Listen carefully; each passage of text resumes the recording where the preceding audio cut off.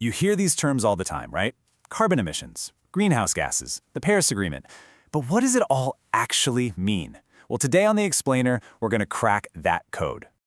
Okay, so here's how we're going to break this down. First, we'll get the basics of the science right. Then we'll walk through how the world has tried to come together on this with some major agreements. After that, we're going to look at the tough reality of where we actually stand. And finally, we'll dive into the big dilemma at the very heart of our energy future. All right, first up, let's nail down the fundamentals.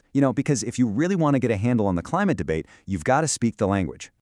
So people tend to use carbon emissions and greenhouse gas emissions like they're the same thing, but they're really not.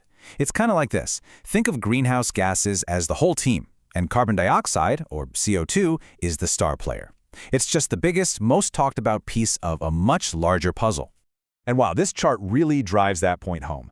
Look at that. CO2 makes up more than 3/4 of all the greenhouse gases trapping heat in our atmosphere. So yeah, there's a very good reason it completely dominates almost every conversation we have about climate change. And here's the crucial thing to get. This huge spike in CO2. It's not some natural thing. Nope. It's a direct consequence of how we've powered our world for the last couple of centuries. We've basically been digging up ancient carbon and just pumping it straight into the air. So as the science became impossible to ignore, the world started to, well, try to respond. Let's take a look at the timeline of how that global effort actually started to take shape, because there are a few really key moments in this story. Okay, so the journey really kicked off in Rio back in '92. That was the first time the world officially acknowledged the threat that led to the Kyoto Protocol, which was the first real shot at setting actual targets. But the whole game changed in 2015 with the Paris Agreement. That was huge. Now, this is what's so fascinating. You can really see the thinking evolve here. The Kyoto Protocol was, let's be honest, kind of a soft target, and it was mostly aimed at wealthy countries. But the Paris Agreement, it completely raised the stakes. We're talking a legally binding deal that brought every single country to the table, a total game changer. So the Paris Agreement gave us this really clear goal, a target for the whole world to aim for. But are we actually going to hit it?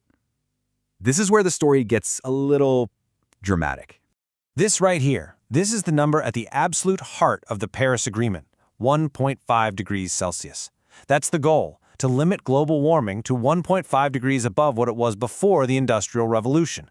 Why? Because that's the line scientists have drawn in the sand, saying this is the point we really don't want to cross. Right, so to have any chance of hitting that 1.5 degree target, scientists figured out something called a carbon budget. And you should think of it exactly like a financial budget. It's the total amount of CO2 we can possibly still put into the atmosphere, and once that budget is spent, it's gone. There are no do-overs. And this graph, this is the whole problem in one picture. That blue line shows the path we need to be on. See how it drops off a cliff? That's what it takes to stay in budget. But that red line, that's the path we're actually on. And that giant space between them? Well, that's what they call the gap. It's the scary distance between what we promised and what we're doing. The sheer size of that gap has led a lot of experts to a pretty stark conclusion. They're saying the 1.5 degree goal is probably already dead. And what's more, we're not even on a solid path to hit the backup target of 2 degrees. It's pretty sobering stuff. So, if we have to cut emissions like crazy, the obvious answer is just stop using fossil fuels, right? If only it were that simple. It turns out the how we do that is incredibly complex. And this chart shows you exactly why. It's all about something called carbon dioxide intensity. Put simply, not all fossil fuels are created equal. To get the exact same amount of electricity, burning coal just spews out way more CO2 than burning natural gas does. And because of that difference, you get totally different approaches in politics and policy. Coal is the dirtiest by a long shot, so it's basically public enemy number one. Pretty much everyone agrees we need to phase it out. But when you get to oil, and especially natural gas, well, that's where the debate really heats up. And that has led to this really controversial idea of transitional fuels. The argument from some countries is that something like natural gas isn't part of the long-term problem. Instead, they say it's a temporary fix, a bridge to get us off super dirty coal while we build up things like solar and wind. Of course, critics say that it's just an excuse to keep drilling.